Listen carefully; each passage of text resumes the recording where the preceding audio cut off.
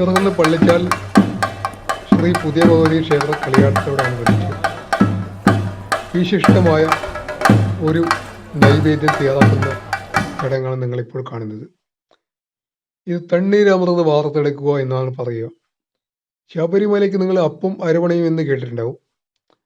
അപ്പോൾ ഇതെന്ന് പറഞ്ഞാൽ വടക്കേ മലബാറിലെ ചില ക്ഷേത്രങ്ങളിൽ മാത്രമേ ഈ ഇത്തരം നൈവേദ്യം ഉണ്ടാവുകയുള്ളൂ.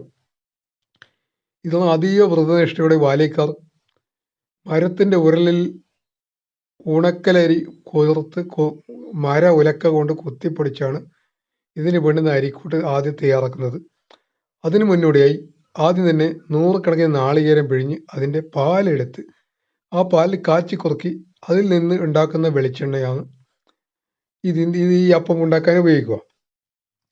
പിന്നെ ഈ അപ്പം ഉണ്ടാക്കുന്ന അരിയിൽ ഒരു തുള്ളി പച്ചവെള്ളം പോലും ഒഴിക്കില്ല കുഴക്കാൻ വേണ്ടിയിട്ട്. അപ്പോൾ അതിൽ തന്നെ 10-70 നാളികേരം ചിരകിയെടുത്ത് അതിൻ്റെ പാൽ വിനായി 1-ാം പാല് ഒഴിച്ച് അതിൽ ശർക്കര വരട്ടി പാവാക്കിയതും അതായത് വെല്ലം പാവാക്കിയതും ഒഴിച്ചാണ് ഈ കൂട്ട് കുഴച്ചെടുക്കുക. അങ്ങനെ തയ്യാറാക്കുന്ന അമൃത് സമാനമായ ഒരു നൈവേദ്യമാണ്. അതുകൊണ്ടാണ് ഇത് തണ്ണീരമൃത് എന്ന പേരിലാണ് ഈ വിഭവം അറിയപ്പെടുന്നത്. രാവിലെ ഇത് 2 ദിവസത്തെ അധ്വാനമാണ്.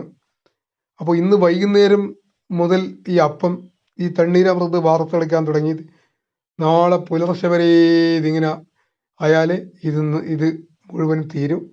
വലിയ കുട്ടകങ്ങളിൽ നിറച്ചും ഈ തണ്ണീരമൃതായ ഈ നൈവേദ്യം റെഡിയാക്കി വെക്കുന്നുണ്ട്.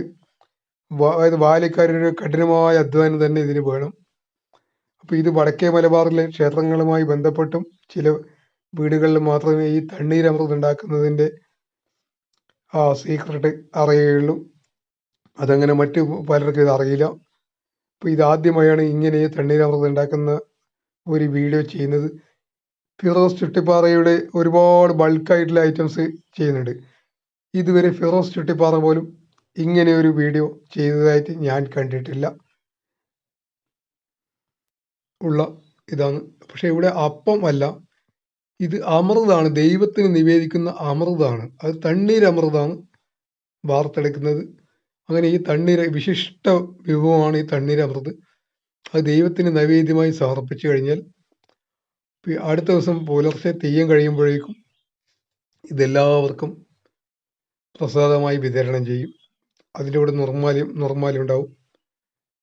അപ്പോൾ ഇത് എന്ന് പറഞ്ഞാൽ 2 ദിവസത്തെ ഒരുപാട് ബാല്യക്കാരുടെ അധ്വാനമാണ് ഈ തണ്ണീരമൃതം വാർത്തെടുക്കുക എന്നുള്ള ചടങ്ങ്. അത് വ്രതനിഷ്ഠയുള്ള ബാല്യക്കാരാണ് ഇത് വാർത്തെടുക്കുന്നത്. വീഡിയോ ഇഷ്ടപ്പെടുകയാണെങ്കിൽ